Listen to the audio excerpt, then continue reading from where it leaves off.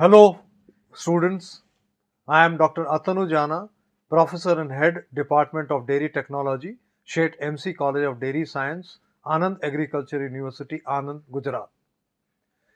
Today I am going to deal paper number 7, Technology of Milk and Milk Products, in which module number 4, a very important topic, ultra high temperature treatment of milk and milk products.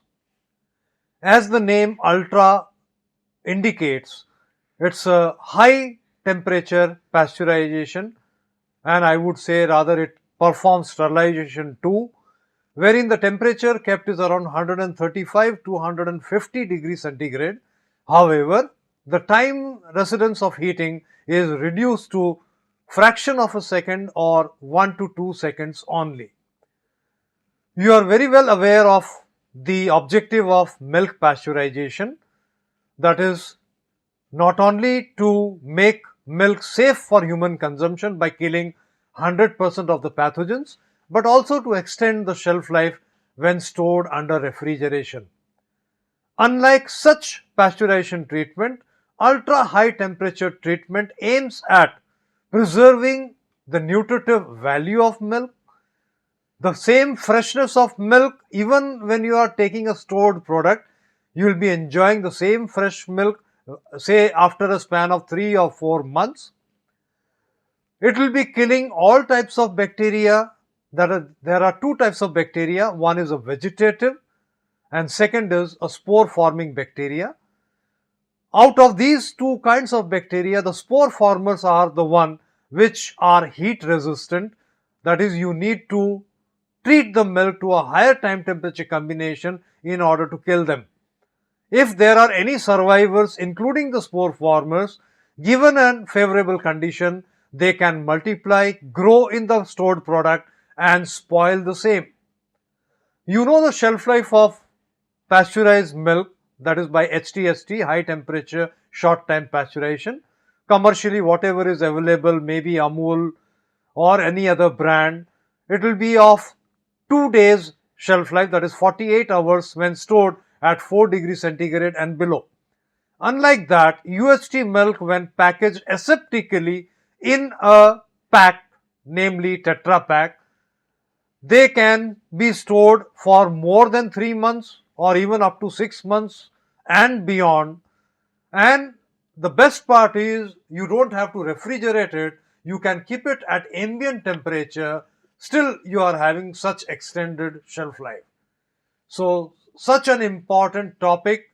However, during packaging of such UHT treated milk, aseptic packaging, strict hygiene and aseptic conditions in the packaging arena has to be carried out, which is of utmost significance in such UHT milk. As we all know that heat treatment is one of the important treatment given in any dairy industry, and let me give you an idea of what type of heat treatments are being given in a dairy industry. Number one, as you can see in the slide, thermization at 63 to 65 degrees centigrade for 15 seconds. These are usually done for cheese milk as well as to some fermented products like Shrikhand. This will help in extending the shelf life, particularly of Shrikhand when done post fermentation, and in cheese milk it will help in decreasing the growth of cyclotropic bacteria and their metabolites produced during the process. The second one indicated is low temperature long time pasteurization. It's the former method of pasteurization which only you can see in only small scale dairy plants. In larger dairy plant, they have taken over with high temperature short time pasteurizers. But anyway, let us have an idea about the LT-LT pasteurization, wherein the minimum temperature kept is around 63 degrees centigrade and the time required to be kept at the same temperature, that is 63 degrees centigrade, should be half an hour, that is 30 minutes. Both this LT-LT as well as the subsequent, which I am going to deal, the HT-ST pasteurization, are aimed at making the milk, fluid milk, safe for human consumption. that is killing off all the pathogens 100%, and of course destroying even the spoilage forming microorganisms, so that the shelf life of the product, maybe at refrigerated temperature, is enhanced. Dwelling on high temperature short time pasteurization, this is also meant for safety of the milk and milk products, wherein the fluid milk is treated at a temperature of minimum 72 up to even 75 degrees centigrade, and holding it at the same temperature for about 15 to 20 seconds in a pasteurizer. This is also meant the same objective as we saw for LT-LT pasteurization. The next one is sterilization in container. We call it retort sterilization as well. In this treatment, the milk and milk products are to be treated in can or in package at a temperature ranging from 115 to 121 degrees centigrade for a time not less than 15 and even up to 20 minutes period. Sterilization of the product aims at killing all types of microbes, be it vegetative or even spore forming microorganisms. That means we achieve 100% killing of all types of bacteria, including spore formers, and the shelf life of the product, even at ambient temperature, can be expected up to 6 months or even less. The next one, befitting the name of the module, that is UHT, ultra high temperature flow sterilization. This is the latest type of sterilization for milk, or even you can do it for fruit juices, wherein the temperature to be kept is minimum 135 and it can go up to 140 degrees centigrade temperature, but only for few seconds. Now, since we are keeping only few seconds minimal time exposure, the nutritive value of the milk or even fruit juices is retained. Such UHT treatment not only makes it safe for human consumption, but it destroys less of the nutritive value, and this is how we preserve the nutritive value of milk. This is for what the consumers are paying for that money's worth. Objectives of ultra high temperature treatment. The objectives in giving UHT treatment to milk and milk products, particularly fluid milk, are: number one, to obtain a commercially sterile food. What do we mean by a commercially sterile food? If you see the dictionary meaning of sterile, it means 100% destruction of all types of microorganisms. However, in case of commercially sterile food, as you can see for FSSA requirements, Food Safety and Standards Act, about 5 spores maximum per ml of milk are permitted after the treatment. This is what we say a commercially sterile, wherein some amount of spore formers are alive. However, the shelf life of the product is not compromised. Second objective is to destroy the most heat resistant pathogenic spore forming organism such as Clostridium botulinum. Now, while dwelling on this particular spore former, the pH is very important. In milk, we know it is around 6.7 to 6.8 pH. In fruit juices, it is around 4 or 3.5. At low pH, you need to give low heat treatment, because at such low pH, many of the bacteria cannot survive such environment, stressful environment. Whereas for milk, which is at a pH near neutral, you have to go for little higher heat treatment. The third objective is to destroy both the vegetative as well as the spore forming microorganisms, both of which can result in spoilage of the product if they grow in an favorable environment. And the last objective is to enable long shelf life, that is even greater than 3 months up to 6 months, at ambient storage conditions. If you know about the pasteurized milk by HTHT or LT-LT method, you know they are to be always kept under refrigeration at 5 degrees centigrade or below. However, in case of such UHT treated milk, you can keep it at ambient temperature.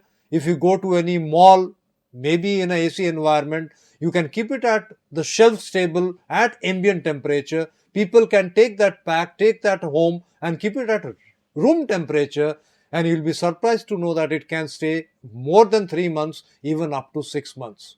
Such is the objectives of the UHT treatment.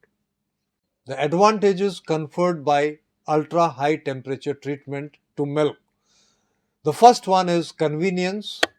Since the UHT pack, one of the very famous packaging for UHT product is Tetra Pak. Now they are portable, light in weight, shatterproof, and very convenient for any consumer to take it from, for example, a superstore, take it at home and even handle it at home. Second advantage is food safety. Since I told you such a high temperature such as 135 to 140 degrees centigrade for few seconds can make it absolutely free of pathogens as well as the contaminants. And it is absolutely safe. Whenever you open it, it is absolutely safe for consumption, even if when it is kept at room temperature. Third, it avoids need of refrigerated storage. Now we know that any pasteurized milk by LTLT or HTST method needs to be kept under refrigeration, that too below 5 degrees centigrade, so that bacteriostatic action is made for the bacteria which have survived the heat treatment during pasteurization. However, for this UHT treated, even if you are keeping it at room temperature, there is no spoilage up to say 3 to 6 months, and that is what we desire or the consumers desire. The fourth one is less impairment to the nutritive value of product. In most of the sterilized, for example, the retort which I told you in container sterilization, the impairment in the nutritive value and even in some cases the color change, browning, is shown in such product, whereas with UHT product there is lot of preserving of the nutritive value and people can get the nutrients for their money's worth. The last advantage is long shelf life in sealed conditions, and as I told, it may range from 3 months up to 6 months. But remember, until and unless the pack is in a sealed condition, not tampered with, once you open it at your home, it will again remain exactly like a HTHT or a LTLT milk would have remained at room temperature, say for 7 to 8 hours before spoilage. This slide shows you the heating methods adopted in ultra high temperature treatment.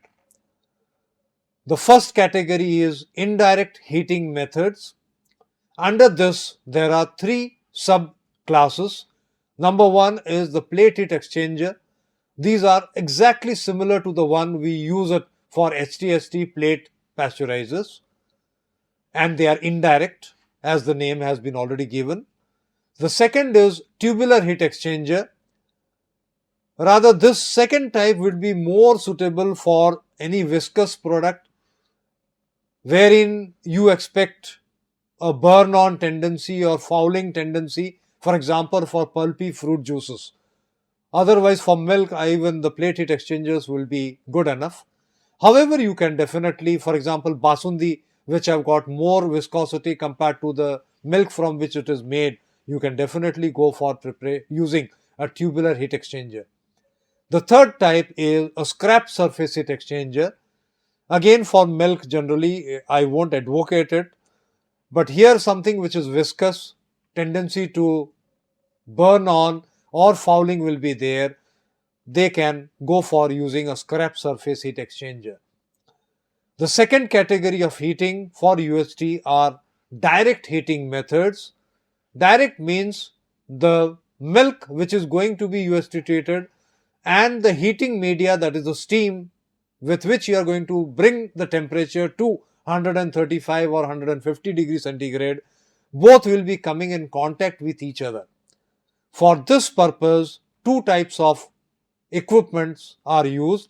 Number one which are based on steam injection, and the second which is based on steam infusion. In case of steam injection, the steam will be injected into the passing milk and immediately the milk temperature will be reaching to the desired between 135 to 140 degrees centigrade. Whereas in case of the second one, that is steam infusion, there is a very strong chamber, barrel, in which steam is already there under high pressure, and otherwise you won't achieve the desired temperature, that is 135, more than 100 degrees centigrade, you need a high pressure. And in this barrel, we are introducing the milk through spraying into small droplets as a mist, and it momentarily achieves the desired temperature when it comes in contact with the steam. So this is all which goes into the steam injection and the steam infusion method. The next one is indirect and direct UHT plants. You can see the photographs. Two photographs has been shown. The first one on the left hand side shows you the plate and tubular heat exchanger, which are based on indirect heating technique of ultra high temperature. Whereas on the right hand side, if you can see the chamber wherein there are inlets for both the milk as well as the inlet for the steam under pressure. And you can see this is what we call it as a steam infusion heating system. The second one is a direct method on the right hand side, whereas on the left hand side it is an indirect method, that is plate and tubular heat exchanger. Both of them can be used for UHT treatment of the milk, and both will be giving you the same desired impact which you expect from a UHT treated milk. The next slide depicts the photograph of a UHT plant, particularly for the packaging units, wherein say even 1 liter packs, or if you desire for a smaller pack sizes, they are also available, 200 grams or even 20-50 grams packs. They can be packed using such a UHT plant. But remember, during packaging, aseptic packaging is a must for this types of plant. Aseptic means the environment in which the packaging is carried out, the equipment in which the filler, for example, everything has to be in a sterilized condition. The environment has to be absolutely sterile, and under such sterile conditions, the packaging, since the sterilization has already been carried out of the milk, any one entry of a single bacteria, may be pathogenic or may be spoilage organism, can deteriorate the quality of the entire product. And hence this aseptic packaging is of utmost importance in a UHT plant. The lactulose content of various heat treated milks. Now any consumer or any in a legal case would like to know whether whatever milk has been given to him, whatever purchase he has done, whether it is as per written, for example, UHT treated. Now we can differentiate a milk which is heat treated by UHT, by boiling, by HT-ST pasteurization, or even thermization, and of course raw milk which is not heat treated at all. You can differentiate, and one of the parameter is lactulose content. If you see in this particular tabular form, the first one, retort sterilized milk, it is a batch type of sterilization. The lactulose content will be high, rather highest, around 74 milligram per 100 ml of milk. The second is UHT indirect, where the time taken for UHT treatment is slightly greater than that of the second one which we will be dealing, that is the direct UHT. So in this case again you will see, even though it is lower than retort sterilized milk, the lactulose content, it will be greater than what you can see for direct system. So it is around 35 milligram per 100 ml for UHT indirect milk. The second after this, whatever I will be dwelling, the UHT direct with injection system and UHT direct with infusion system. In this, the lactulose content will be around 17 and 11 milligram per 100 ml respectively. So as I told you, in direct, the time taken for UST treatment is less at a given same temperature, and hence the lactulose content will be lower than in case of indirect method. And the last, if we take a pasteurized milk, for example, HT/ST pasteurized, since the extent of heat treatment is less, the lactulose formation will be less, and it is just 0.4 milligram per 100 ml of milk. So using this criteria, you can definitely differentiate a highly heat treated milk from a low heat degree of heat treatment, and even you can differentiate a raw milk from the heat treated. The current slide deals with aseptic packaging for UHT treating of milk and milk products. Actually, this aseptic is a Greek word, septikos, means absence of putrefactive bacteria, microorganisms. In UHT processing of milk and milk products, we give the sterilization treatment at the beginning. That means we have already killed all types of microorganisms, and there are chances of infection wherein even presence of one contaminant can make it into more numbers during their growth.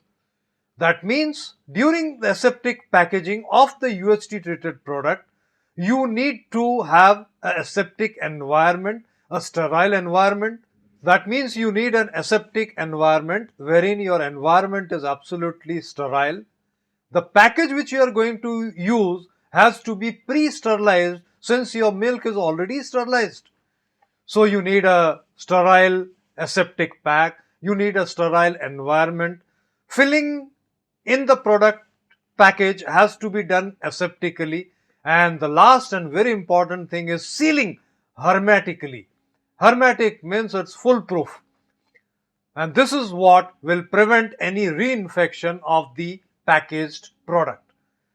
This is the importance of aseptic packaging, and without keeping this aseptic condition during packaging, the entire UHT process fails. The next slide is related to Tetra Pak aseptic carton. Tetra Pak is very famous for packaging of UHT milk and milk products. And in this slide, you can see that this particular package is a multi-ply comprising of 6-ply laminate. That means there are 6 layers which are bound together using some tie layer which can bind those layers together. So these layers are as follows. Number 1, you can see the polyethylene. It is a plastic, and the role of them is they can protect against moisture. Not only moisture, if you want to seal any package, you have to use a plastic. Paper cannot be, you can glue it, okay, but you cannot seal it as you can do it for a plastic. Second is a paper, which not only confers stability. For example, we want to keep it standing on a shelf in a superstore. So again, that rigidity can be given by the paper of a given thickness, and the strength, because we want to handle it, we want to take it home, maybe in some container or in some trolley. So that strength this paper will be able to afford. The third is again a polyethylene, which will help in giving adhesion using the tie layer. It has to be in sticking with some other layers to be together. The fourth layer is aluminium. Rather, let me tell you, this is the heart of the system, particularly the packaging system. And this aluminium, though costly, it will help in protecting from oxygen from outside, light from outside, it will reflect the light, and it will help in maintaining the flavor, the freshness which people want even in a stored product. That fresh flavor, no flavor from outside will be picked up by the product inside. Relating to the oxygen, presence of oxygen can pose oxidative deterioration of the milk fat which is there in any whole milk that has been UHT treated. So again, preventing ingress of oxygen into the pack will prevent development of any oxidized flavor development during its storage for 3 to 6 months. Again, the fifth layer is polyethylene, used for adhesion. And the last again is polyethylene, but this is helping in sealing. As I told you, plastics can be sealed whenever you go for heat sealing in the liquid which is contained within it. So it would be absolutely leak proof since it is sealed, and even it can be a tamper proof. If anyone is trying to adulterate it by tampering, you can see any problems with the seal. So finally, at the end of the slide, you can see the paper comprises of 70% of the total packaging material, polyethylene comprises 24% of the total packaging material, and aluminium only 6% of the total packaging material by weight. However, each and every type of packaging material has its own importance in extending the shelf life of the milk. The next slide shows you the different types of UHT milk packs.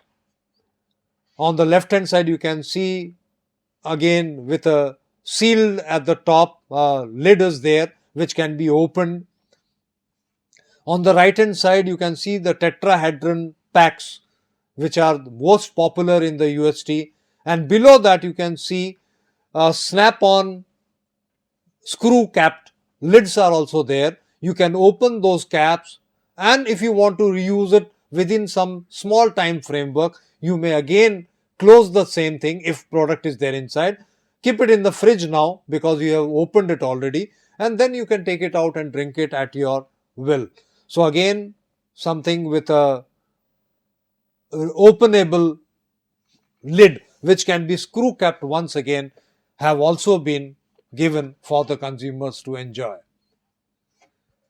The next is the types of aseptic packaging lines. Now this include mainly 5 types. So whatever package you want to use, they'll be definitely coming from the packaging center or the venue. However, such packaging has to be opened up, filled up with the material, that is the liquid, the milk, and finally it has to be sealed to make it tamper proof and to even take care of the handling which occurs after sealing. So the first one includes filling and sealing. Second, first forming the pack, then filling, followed by sealing. Third includes erecting the pack, similar to forming in the previous one, then filling it with the product and then sealing. Fourth, thermoform, that is heat induced opening of the bag, whatever type of package we have used, filling that with the product aseptically and finally sealing it. And the last one, fifth, is blow molding, filling with the product and finally sealing. In all these packaging lines, as I told you, aseptic, all these packaging materials have to be sterilized using appropriate method, which we will be seeing in the subsequent slide, and then this filling and sealing are taking place in the aseptic packaging lines. Next, the package forms that can be used for UHT products. There may be 7 or more may be coming in the future. Number 1 is the cans. The second, paperboard, plastic, foil and the laminates, as we saw the multiply. Third, flexible pouches, again maybe with a multiply. Fourth, thermoform plastic containers. Fifth, blow molded containers. Sixth, bag in box. That means there will be several sub-units of the packages which will be packed in one big box, as you have seen the corrugated fiber box in which the individual butter packs are packed. In similar lines, the bag in box can be used to fill in the individual packs of the fluid milk UHT treated. And the seventh one, and for the large one, are the bulk totes. So these are all the types of package form that can be used for UHT products. Some recent technology have come in wherein they have gone for preparing extended shelf life milk, maybe by keeping it under refrigeration now instead of at room temperature, But instead of the 2 days which we give for the HT processed milk, in this case we enable up to say 30 days, 70 days or even 90 days when kept under refrigeration. Now in this case, UHT is again one of the important parameters which can extend the shelf life even when kept under refrigeration. So let us see the definition of ESL milk. Extended shelf life milk is a product with shelf life longer than pasteurized milk. Such products are treated in a manner to reduce the microbial count beyond normal pasteurization, packaged under extreme hygienic conditions. I have already told you about the aseptic conditions that have to be kept even in the room in which you are packaging, that has prolonged shelf life under refrigerated conditions. So don't compare this with the previous UHT which are kept under ambient conditions. This has to be kept under refrigerated. However, it will have a tremendous extended shelf life. The second part of the ESL milk, it has a shelf life of 5 to 10 days or up to several weeks. I told you 75 days or more. At the same time keeping fresh taste and quality profile similar to that of pasteurized milk. Remember, even if you have an extended shelf life milk, whenever people are purchasing any pack from any source of your brand, remember, whenever they open the pack, they want that it has a fresh taste as if it has been given today itself or processed today. So the same ESL milk also has the same freshness as you would be enjoying by consuming HT pasteurized and stored milk. The second slide shows you the flow chart for preparation of ESL milk starting with raw milk. Obviously for separation into cream and skim milk, because finally you want to sell a milk with a definite fat content, maybe standardized 4.5% fat, toned milk with 3% fat, etc. So we separate the milk at around 45 to 48 degrees centigrade. You will be obtaining skim milk with less than 0.1 fat. At the same time, you will be having a cream which may range between 32 to 40% milk fat. This cream, again, you have to standardize it using the same fresh skim milk to 15% fat so that you can homogenize it at a lower pressure for better homogeneity of the fat. So at 250 in first and second stage of homogenizer, and temperature of the milk should be 70 degree while homogenizing. We will see now in the next slide how this homogenized cream is mixed with a definite proportion of skim milk to give you the homogenized milk with a definite fat content which you want to treat it with UHT treatment. On the right hand side, the skim milk is treated with microfiltration. It is one of the membrane filtration techniques wherein they help in removing the microbes and the fat also. But however, in skim milk it is hardly devoid of any fat, so you don't need to defat over here. The retented, whatever you get it, are free from the bacteria which the microfiltration membrane has removed. Now this retented, you treat it with UHT treatment at 143 degrees centigrade for 1 second. Now from microfiltration you will be getting a permeate also, which you can treat it and utilize it. Continuing with the next slide, it is again continuing with the previous slide. After homogenization, you have to again heat treat the milk, the cream which you heat treated at 125 degrees centigrade for 4.5 seconds. On the right hand side, you have got the permeate coming from the microfiltered milk. This you have to pasteurize it at 73.5 degrees centigrade for 20 seconds to take care of any bacteria in case if it has been coming. And then now you got a whole milk by mixing the permeate with the cream. You have also taken advantage of the homogenization since the cream is already homogenized. This milk you have to aseptically go for filling, cooling to less than 7, rather preferably 5 degrees centigrade, and storing it. This is the ESL milk wherein you have extended shelf life storage of more than several weeks when stored under refrigeration. The next slide shows you certain treatments which such milk is supposed to undergo. Then only if you go for UST treatment, you will be getting an extended shelf life. This includes number one, bacterifugation, and second is microfiltration, which we already saw in the flow chart. Bacterifugation, if you recall, in cheese making, cheese milk is subjected to bacterifugation, wherein it will be helping in removing majority of the spore formers. More than 99.5% of the spores are removed.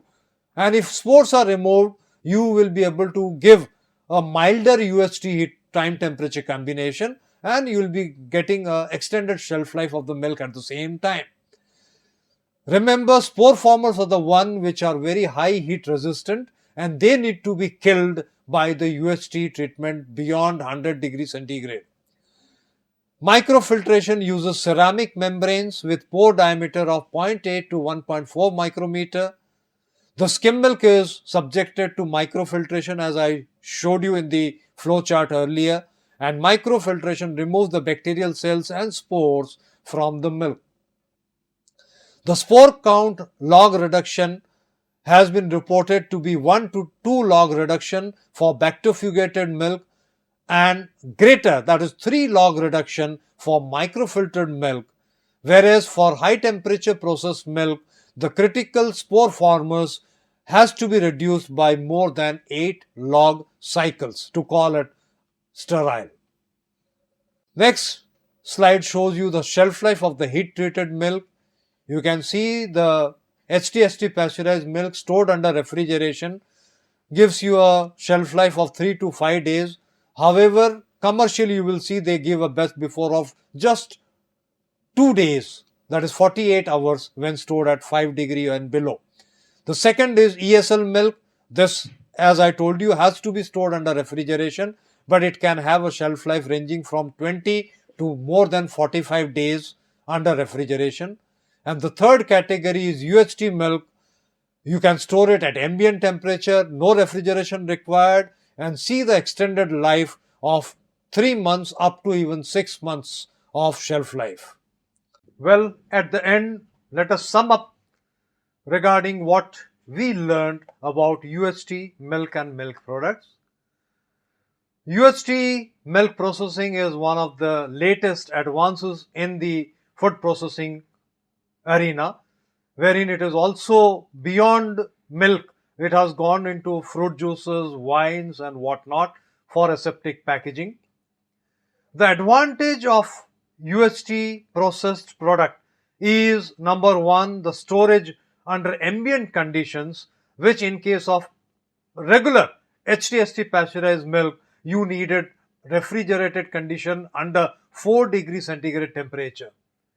Second advantage is it is not only safe, I would say it is very, very safe consumption of UHT milk and milk products, since we are sterilizing the product by heat treating at a temperature beyond 135 to even 150 degrees Celsius. Since the time of exposure at UHT heat treatment is very less, that is 1 to 2 seconds or fraction of a second, the freshness and the nutritive value of milk is very much preserved.